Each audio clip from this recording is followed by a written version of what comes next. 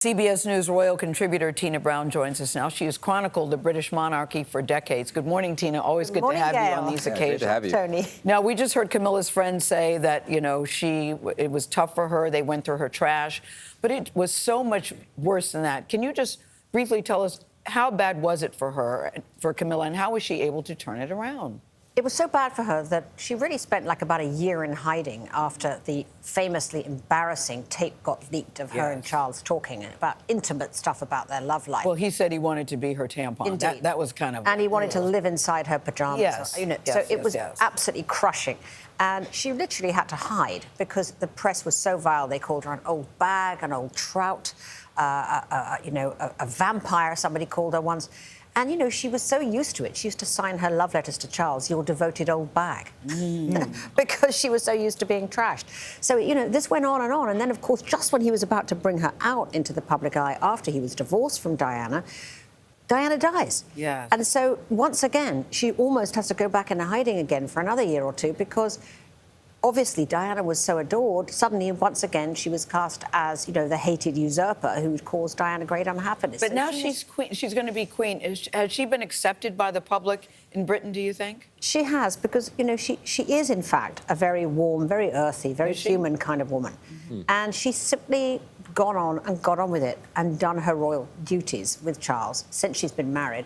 Really flawlessly. I mean, they've been married nearly 18 years now, and it's a long time. And she's actually, in that time, proved that she's a credibly, sort of good working royal, essentially. And the Queen was incredibly impressed with that because the Queen felt it was all about, are you about public service? And Camilla won her round after not being a fan of hers for a long time. What's the significance for King Charles this weekend? This is the absolute... Because he seems to have wanted it for so long. Oh, my gosh. When you saw him in opening Parliament for the Queen before she died, and he was looking... There's a crown sitting next to him, and you look at it, he's looking at it going like, when?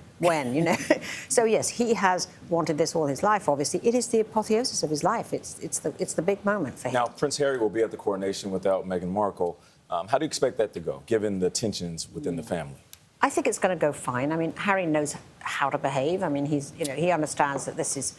a very big moment for his father. Of course. But everybody's going to be watching. Everyone is eating. How is he treated? Exactly. Well, they wanted, obviously, what they've all been afraid of is the attention going to Harry, which is why Meghan's decision not to go was probably the best decision because, in a way, it kept that separate. It wasn't going to be a circus of paparazzi. It wouldn't be so distracting. It would not be so distracting. But and that Tina, has been the great design. This word fine, I mean, that's not good. And you were my former editor and used to call some of my writing fine, and I knew it wasn't good. Well, there's no touchy-feely reunions, that's for sure. This is not going to be the occasion for big hugs afterwards. Absolutely not. I don't think that, A, there won't be any time for it, but also relations between William and Harry are very, very icy. I'm told they're at the lowest point ever, actually.